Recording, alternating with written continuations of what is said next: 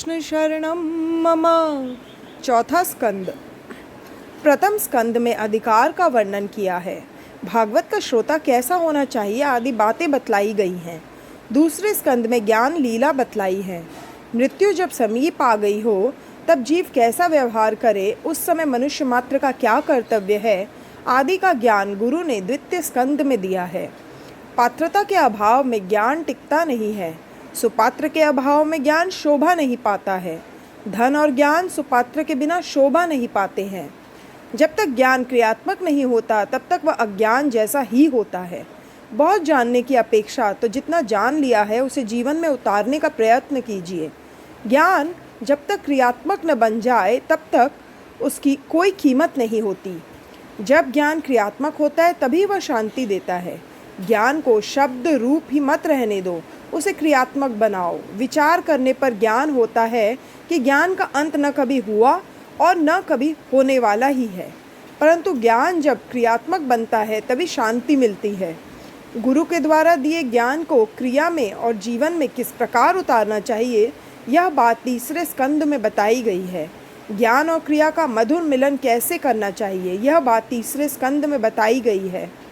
कपिल अर्थात जो जितेंद्रिय है वही ज्ञान को पचा सकता है। विलासी जन ज्ञान का अनुभव नहीं कर सकते। वेदांत ज्ञान का अधिकार सबको नहीं है। वेद ज्ञान का अधिकार विरक्त को ही है। वेद का संहिता भाग मंत्र रूप है। ब्राह्मण संहिता का भाष्य है। आरण्यक में उपनिषद आते हैं। अत्यंत सात्विक जीवन बिताने वाले ऋषि जो चिंतन करते हैं वह उपनिषद है, वही वेदांत है। वेद का अंत ही वेदांत है। अंत का अर्थ है समाप्ति। वेद की समाप्ति उपनिषद है। वैराग्य और संयम के अभाव में ज्ञान पचता नहीं है। उस ज्ञान को जीवन में उतार कर भक्तिमय जीवन बिताने वाले जन बहुत ही विरले हैं। श्री कृष्ण शरणम मम। ज्ञान प्राप्त करना हो तो सरस्वती के किनारे रहना पड़ेगा, कद्रम होना पड़ेगा। आप कद्रम बनेंगे तो आपकी बुद्धि देवहूति बनेगी, अर्थात यदि आप जितेंद्रिय बनेंगे तो आपकी बुद्धि निष्काम बनेगी। ज्ञान सिद्ध होगा। ज्ञान के सिद्ध होने के बाद पुरुषार्थ सिद्ध होगा। अतः चौथे स्कंद में ऐसे 4 पुरुषार्थ की कथा कही है। तृतीय स्कंद में सर्ग लीला थी और इस चौथे स्कंद में विसर्ग लीला है। पुरुषार्थ 4 है, धर्म, अर्थ, काम और मोक्ष। अतः चौथे स्कंद में 4 प्रकरण है, धर्म, अर्थ, काम और मोक्ष। धर्म प्रकरण में 7 अध्याय है। 7 प्रकार की शुद्धि होने पर धर्म की सिद्धि होती है। पहला देश शुद्धि, दूसरा काल शुद्धि, तीसरा मंत्र शुद्धि, चौथा देह शुद्धि, 5वां विचार शुद्धि, छठा इंद्रिय शुद्धि और 7वां द्रव्य शुद्धि। अर्थ प्रकरण में 5 अध्याय है जो यह बताता है कि अर्थ की प्राप्ति 5 साधनों से होती है। अर्थ की प्राप्ति के 5 साधन ये है। पहला माता पिता के आशीर्वाद, दूसरा गुरु कृपा, तीसरा उद्यम, चौथा प्रारब्ध और 5वां प्रभु कृपा। इन 5 प्रकार के साधनों से ध्रुव को अर्थ की प्राप्ति हुई थी।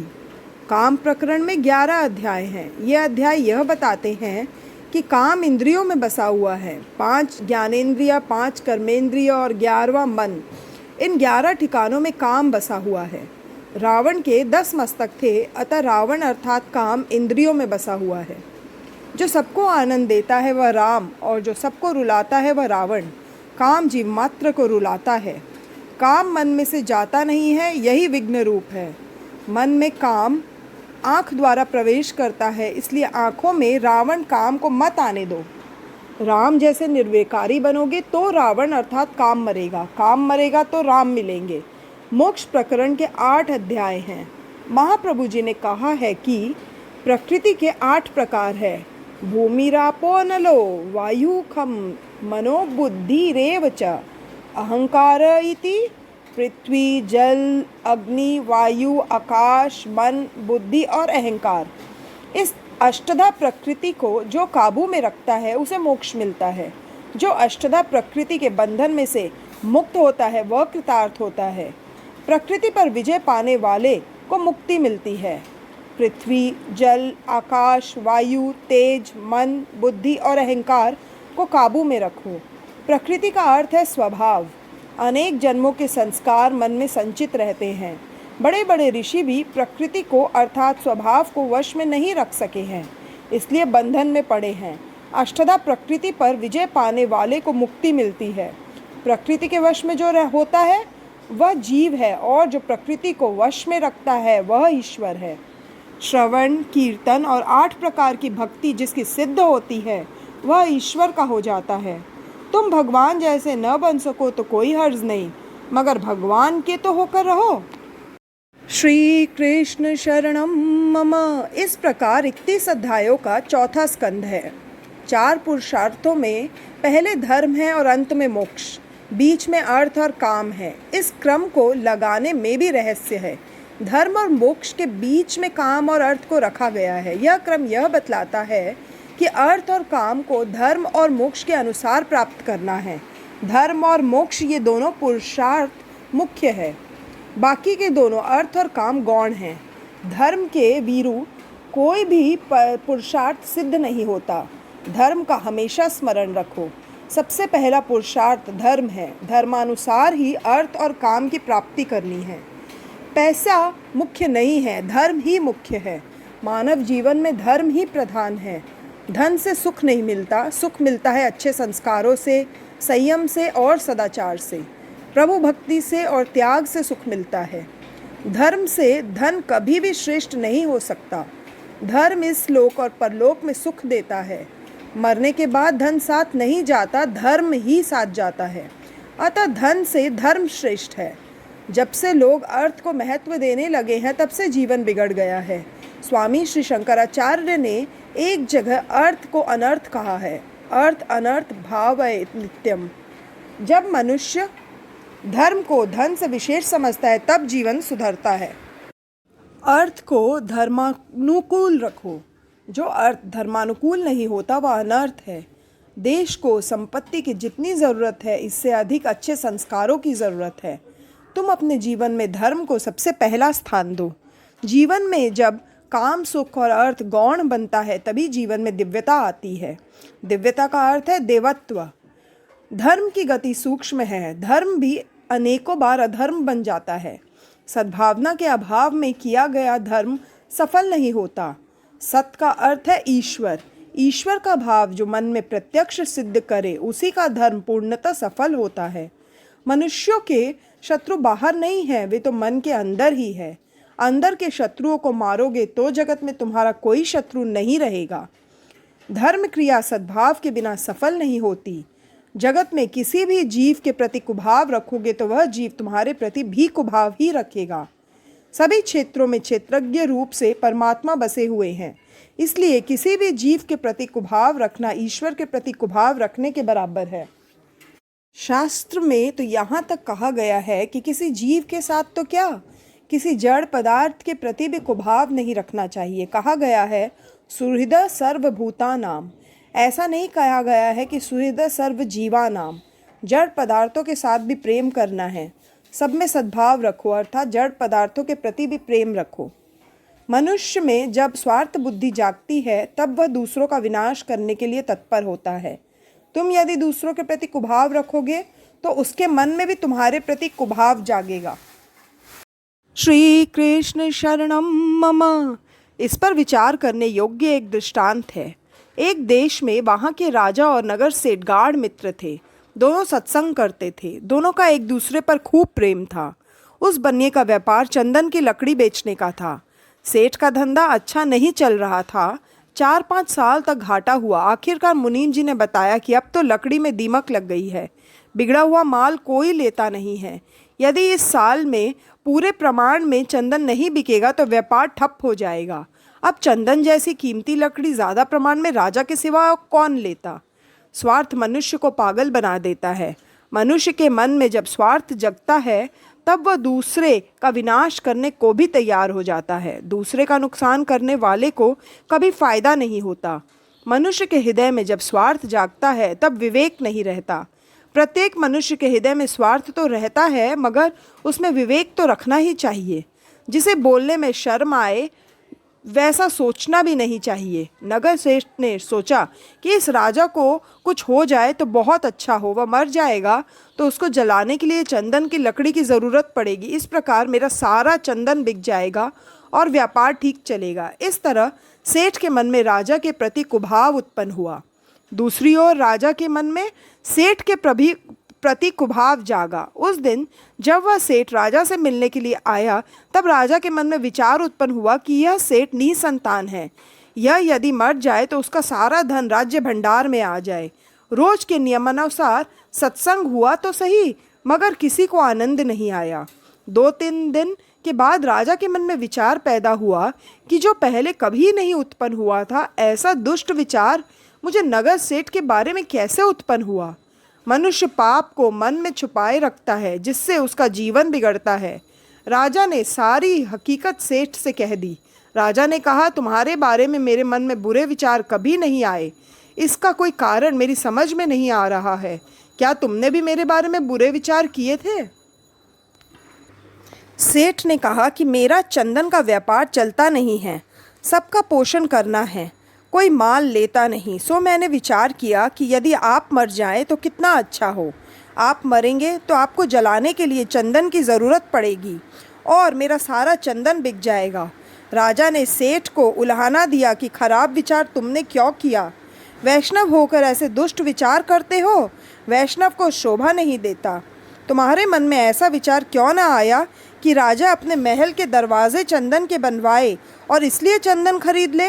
राजा ठाकुर जी के लिए चंदन का झूला बनवाए और मेरा चंदन बिक जाए। इस प्रकार राजा का भी मन शुद्ध हो गया और बनिया सेठ का मन भी। इसके बाद दोनों में एक दूसरे के प्रति शुभ भावना जागी और दोनों सुखी हो गए। श्री कृष्ण शरणम मम। भाव शुद्धि सबसे बड़ा तप है। मानव जीवन तप के लिए ही है। जगत के किसी भी जीव के प्रति वैर मत रखो। शुद्ध भावना से रहित किया गया सत्कर्म भी किसी काम का नहीं होता। उससे कई बार धर्म भी अधर्म बन जाता है। सत्कर्म करने में यदि हेतु शुद्ध नहीं हो तो वह सत्कर्म भी पाप बन जाता है। दक्ष प्रजापति ने शिव जी के प्रति कुभाव रखा, अतः उसका धर्म अधर्म में बदल गया। उसका यज्ञ उसको ही मारने वाला हो गया। प्रत्येक मनुष्य के प्रति सद्भाव रखने से कार्य सफल होता है, सबका कल्याण हो, यही सत्य और सत्कार्य है। सत्यम भूत हितम प्रोक्तम। अनेक में एक का दर्शन करना ही सबसे उत्तम है। एक ब्राह्मण यदि रास्ते में किसी स्त्री को देखकर उसमें लक्ष्मी की भावना करेगा तो इससे उस स्त्री में बसे हुए अंतर्यामी ईश्वर उसे आशीर्वाद देंगे। जबकि एक कामी पुरुष काम भाव से उस स्त्री को देखेगा तो उस स्त्री में बसा हुआ परमात्मा उसे शाप देगा। सभी में ईश्वर भाव रखो। यदि तुम सब में ईश्वर भाव रखोगे तो दूसरे भी तुम में ईश्वर भाव रखेंगे। कई बार धर्म भी अधर्म बन जाता है। उसका कारण यह है कि धर्म करने वाला सब में संभाव नहीं रखता। सब में संभाव रखना ही सबसे उत्तम धर्म है। सब में संभाव रखोगे तो सुखी होगे। सद्भाव का अर्थ है ईश्वर का भाव। सब में जो ईश्वर का भाव रखता है वह सुखी होता है, उसका धर्म भी सफल होता है। किसी भी जीव में कुभाव रखने वाले का धर्म सफल नहीं होता। महाभारत में हम देखते हैं कि श्री कृष्ण कई बार अधर्म करते हैं, किंतु उनके मन में सबके लिए सद्भाव ही होता है, इसलिए उनका अधर्म भी धर्म बन जाता है। महाभारत के कर्ण पर्व में, द्रोण पर्व में इसी विषय के दृष्टांत मिलते हैं। कर्ण पर्व में कहा गया है कि जिस समय कर्ण अपने रथ का पहिया जमीन से निकाल रहा था और निशस्त्र था, उसी समय भगवान ने अर्जुन से कहा कि तू इस कर्ण को मार। कर्ण कहता है, युद्ध शास्त्र का नियम है कि जब शत्रु निशस्त्र हो उस समय उस पर प्रहार न करो, अतः अर्जुन को मुझ पर प्रहार नहीं करना चाहिए।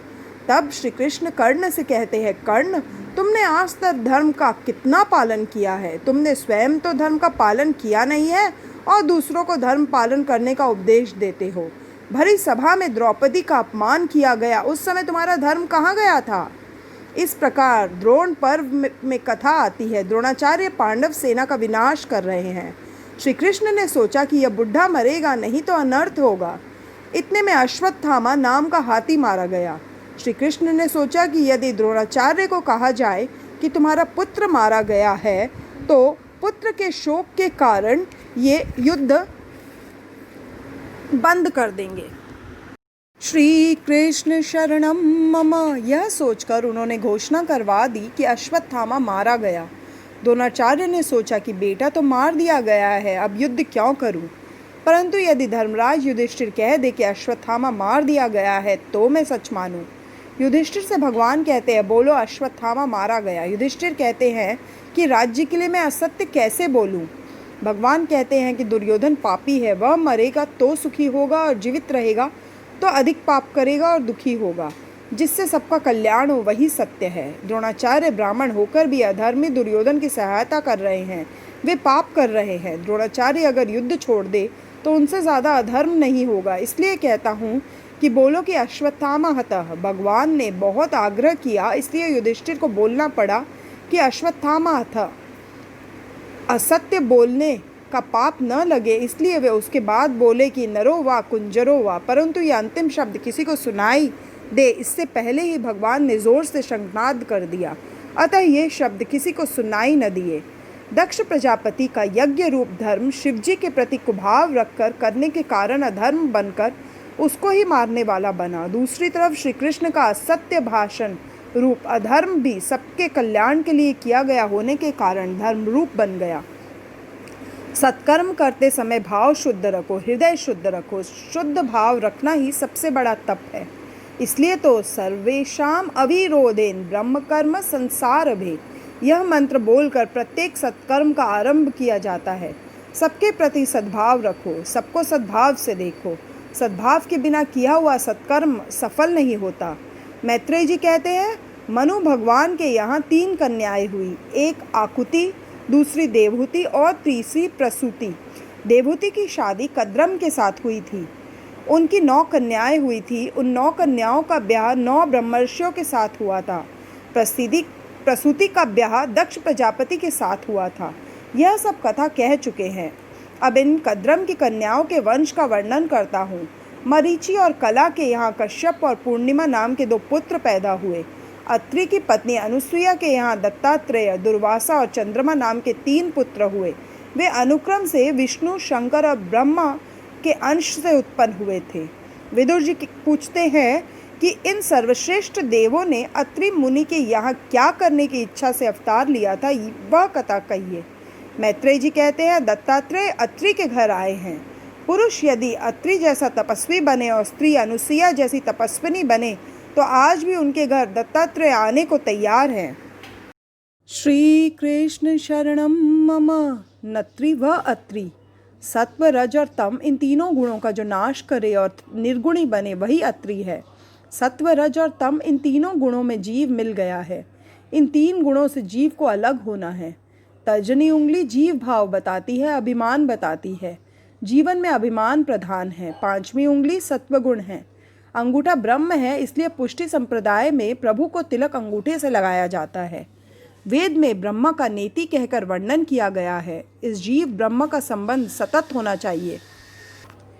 इन 3 गुणों में जीव मिलता है और इन 3 गुणों को छोड़कर ब्रह्म संबंध करता है। जो त्रिगुणातीत ब्रह्म स्वरूप को प्राप्त हुआ है वह अत्रि है। शरीर में जो तमोगुण है उसे रजोगुण से मारो, दूर करो। रजोगुण को सत्वगुण से मारो। रजोगुण काम और क्रोध का जनक है। सत्कर्म से सत्वगुण बढ़ता है। सत्वगुण भी बंधन करता है, इसमें भी थोड़ा अहम भाव रह जाता है। अतः अंत में सत्वगुण से ही सत्वगुण को मारना है। सत्वगुण का भी त्याग करना है और निर्गुणी होना है। यदि जीव अत्रि हो तो उसकी बुद्धि अनसूया हो। असूया से रहित बुद्धि ही अनसूया है। बुद्धि में सबसे बड़ा दोष असूया मत्सर है। दूसरों का भला देखकर ईर्ष्या करना, जलना, यही असूया या मत्सर है। दूसरों के दोषों का विचार श्री कृष्ण दर्शन में विघ्न करता है। वृद्धि में जब तक असूया मत्सर होगा तब तक ईश्वर का चिंतन नहीं कर सकेंगे। भगवान का दर्शन सब में करना है। यदि जीव सब में ब्रह्म का दर्शन करे तो वह कृतार्थ होता है। जिसकी बुद्धि असूया रहित होती है वह अत्रि बनता है। तत्पश्चात दत्तात्रेय पधारते हैं। जीव 3 गुणों का त्याग करके निर्गुणी बने और बुद्धि असूया रहित बने तब ईश्वर प्रकट होते हैं। प्रभु के स्मरण से बुद्धि जागृत होती है। असूया ईश्वर के मार्ग में आगे बढ़ने में रुकावट करने वाली है। असूया ज्ञान शक्ति के मार्ग में रुकावट करती है, इसलिए किसी से असूया मत करो। जब बुद्धि अनसूया बनती है तब वह ईश्वर का चिंतन कर सकती है। अनसूया महान पतिव्रता है। एक बार देवर्षि नारद कैलाश में आए। शंकर समाधि में थे। पार्वती जी पूजन कर रही थी। पार्वती जी ने नारद जी को प्रसाद दिया। नारद जी कहते हैं कि लड्डू बहुत सरस है, आज आपके हाथ का प्रसाद मिला है, परंतु उस अनसूया के घर के लड्डू आपके लड्डू से श्रेष्ठ है। पार्वती जी पूछती हैं कि यह अनसूया है कौन? नारद जी कहते हैं कि आप पतिव्रता है, मगर अनसूया महान पतिव्रता है। पार्वती के मन में ईर्ष्या उत्पन्न हुई। अनसूया मुझसे भी बढ़कर है। श्री शंकर जब समाधि से जागे तो पार्वती ने वंदन किया। श्री कृष्ण शरणम मम। घर के आदमी बहुत वंदन करे तो समझ लेना कि गड्ढे में उतारने की तैयारी है। शंकर ने पूछा, देखो क्या बात है? पार्वती ने कहा कि किसी भी प्रकार से अनसूया का पतिव्रत्य भंग हो, ऐसा करो। शिव जी कहते हैं, जो दूसरों का बुरा करने की इच्छा करता है उसका ही बुरा होता है। इसमें कल्याण नहीं है देवी, परंतु तेरी इच्छा है तो प्रयत्न करूँगा। इस ओर नारद जी वैकुंठ में आए। लक्ष्मी जी से मिले। उन्होंने नारद जी से पूछा कि आज इतने आनंद में क्यों हैं? नारद जी कहते हैं कि वैकुंठ की महिमा तो पहले थी, परंतु अब तो अनसूया के आश्रम के सिवा कहीं भी जाने की इच्छा नहीं होती। मैं उनके आश्रम से आ रहा हूँ, अतः अति आनंद में हूँ। लक्ष्मी जी पूछती है कि यह अनसूया है कौन? नारद जी कहते हैं कि वह तो महान पतिव्रता है। लक्ष्मी जी ने श्री विष्णु जी से कहा कि आप कुछ ऐसा करें कि जिससे अनसूया का पातिव्रत्य भंग हो। पार्वती का अर्थ है बुद्धि। बुद्धि विद्या में मत्सर है। लक्ष्मी जी का अर्थ है द्रव्य। द्रव्य में ईर्ष्या अर्थात असूया रहती है। ब्रह्मा जी रजोगुण हैं। सावित्री ने भी इसी प्रकार ब्रह्मा जी से विनती की। शंकर, विष्णु, ब्रह्मा तीनों देवता चित्रकूट में एक साथ मिले। तीनों देवता अनसूया के आश्रम में आए। भिक्षा मांगते हुए उन्होंने कहा कि हम भिक्षा मांगते हैं, मगर आप नग्न होकर भिक्षा दे तो हम लेंगे। अनसूया सोचती है कि यदि नग्न होकर भिक्षा दूंगी तो मेरा पातिव्रत्य भंग होगा, और अगर भिक्षा नहीं दूं तो घर आंगन में आए हुए अतिथि वापस जाएंगे तो यह महापाप होगा, मुझे पाप लगेगा। प्रभु कहते हैं कि हमें नग्न होकर भिक्षा दो, अर्थात वे कहते हैं कि वैष्णव मुझे वासना रहित होकर भिक्षा दो। ईश्वर को वासना रहित होकर, निष्काम होकर सब कुछ अर्पण करना है। अनसूया के मन में कोई वासना नहीं थी। सूक्ष्म वासना भी यदि मन में हो तो ये तीन देवता उसके पास नहीं आते। अनसूया ने ध्यान किया और तीनों देवताओं पर पानी छिड़का। तीनों देव बालक बन गए। पतिव्रता में इतनी शक्ति होती है। पार्वती सोचती हैं कि शिवजी प्रातःकाल के गए हैं, फिर भी अभी तक आए नहीं हैं। लक्ष्मी और सावित्री भी अपने अपने पतियों को खोजने निकली हैं। तीनों देवियां चित्रकूट में आई। इतने में नारद जी भी वहां आ पहुंचे और अनुष्ठान में बैठे। देवियों ने उनसे पूछा कि हमारे पति का कुछ समाचार जानते हो? नारद जी कहते हैं कि पहले यह तो बताओ कि बड़ी कौन है, आप या अनसूया? देवियां कहते हैं कि अनसूया बड़ी है, परंतु हमारे पति कहाँ हैं? नारद जी ने कहा, सुना है कि आपके पति बालक बन गए हैं, वे अनसूया के घर में मिलेंगे। दूसरों से असूया करने वालों को शांति नहीं मिलती। देवियां डरती हैं, सोचती हैं कि यदि हम वहां जाएं तो अनसूया यदि शाप दे तो? नारद जी कहते हैं कि आप भले मत्सर करें, परंतु अनसूया मत्सर नहीं करेगी। श्री कृष्ण शरणम मम। अनसूया तो आपको सद्भाव से देखेगी, आपके प्रति सद्भाव रखेगी। देवियां आश्रम में आती हैं। अनसूया ने देवताओं से अनेक प्रतिज्ञाएं करवाई हैं। आज से प्रतिज्ञा करो कि पतिव्रता को कभी कष्ट नहीं दोगे, जगत की किसी भी स्त्री को नहीं सताओगे। इतने में अत्रि ऋषि पधारते हैं। ये तीन बालक कौन है? अनसूया कहती है कि ये मेरे तीन बालक हैं और ये तीन बालकों की स्त्रियां हैं। अत्रि ऋषि कहते हैं, देवी ऐसा न कहो, ये तीन महान देवता हैं। इसके बाद जल छिड़का और तीनों देवता प्रकट हुए। तीनों देवता कहते हैं कि आपके आंगन में हम बालक होकर खेलते थे, वह सुख सदा के लिए आपको हम देंगे। इन तीनों देवताओं के तेज मिलकर दत्तात्रेय के रूप में प्रकट हुए हैं। जब यह जीव कुछ मांगता नहीं है तब परमात्मा उसको अपने स्वरूप का दान करते हैं। मार्गदर्शन गुरु कृपा के बिना मिलता नहीं है। गुरु दत्तात्रेय मार्गदर्शन कराने वाले हैं, इसलिए उनका जन्म मार्गशीर्ष मास में हुआ है। पहले अध्याय में कद्रम ऋषि की कन्याओं के वंश का वर्णन किया गया है। दक्ष प्रजापति और प्रसूति के यहाँ 16 कन्याएं हुई। उनमें से 13 उन्होंने धर्म को, एक अग्नि को, एक पितृगण को और 16वीं सती श्री शंकर जी को दी। धर्म की तरह पत्नियां कही गई हैं। उनके नाम हैं श्रद्धा, दया, मैत्रेय, शांति, पुष्टि, क्रिया, उन्नति, बुद्धि, मेधा, स्मृति, तितिक्षा, धृति और मूर्ति। धर्म के 13 ब्याह हुए हैं। इन 13 गुणों को जीवन में उतारने से धर्म जरूर फलता है। इन 13 गुणों के साथ ब्याह करोगे तो भगवान मिलेंगे। धर्म की पहली पत्नी है श्रद्धा। ईश्वर में श्रद्धा रखो। धर्म की प्रत्येक क्रिया श्रद्धा से करो। श्रद्धा दृढ़ होनी चाहिए। एक दिन नामदेव जी के पिताजी को कहीं बाहर जाने का प्रसंग आया। नामदेव जी उस समय छोटी उम्र के थे। घर में देव पूजा रखी हुई थी। उस पूजा का काम नामदेव को सौंप दिया गया था। पिताजी ने नामदेव को पूजा की विधि समझा दी। उसी तरह नामदेव जी भगवान को दूध के प्रसाद का भोग धरते हैं।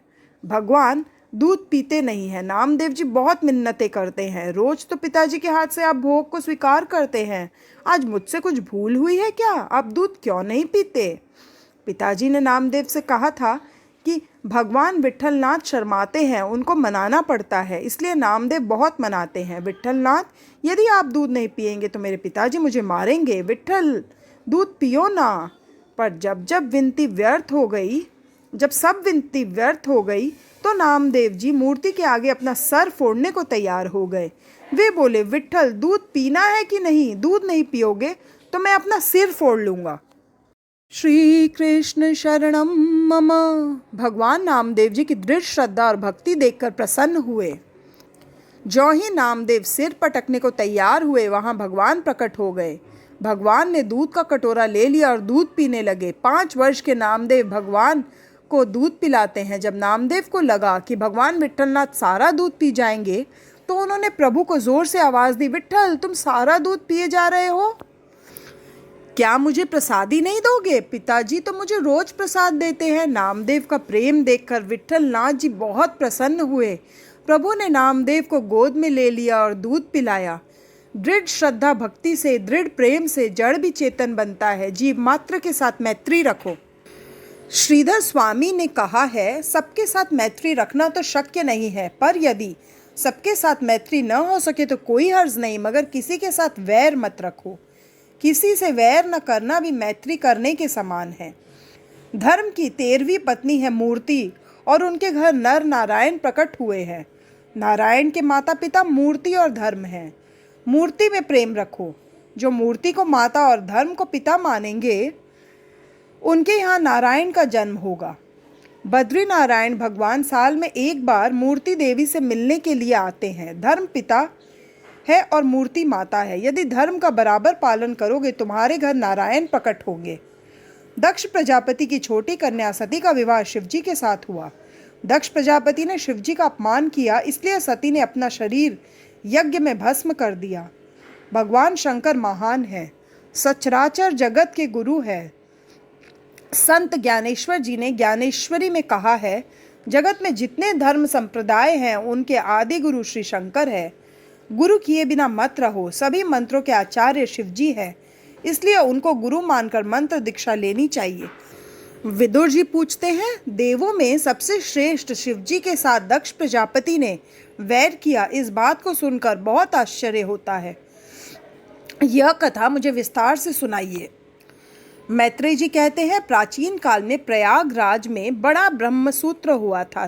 त्रिग्रही का योग जब होता है तब कुंभ होता है। गरुड़ जब अमृत लेकर जा रहा था तब चंद्र, सूर्य और गुरु, इन तीनों ने अमृत कुंभ की रक्षा की थी।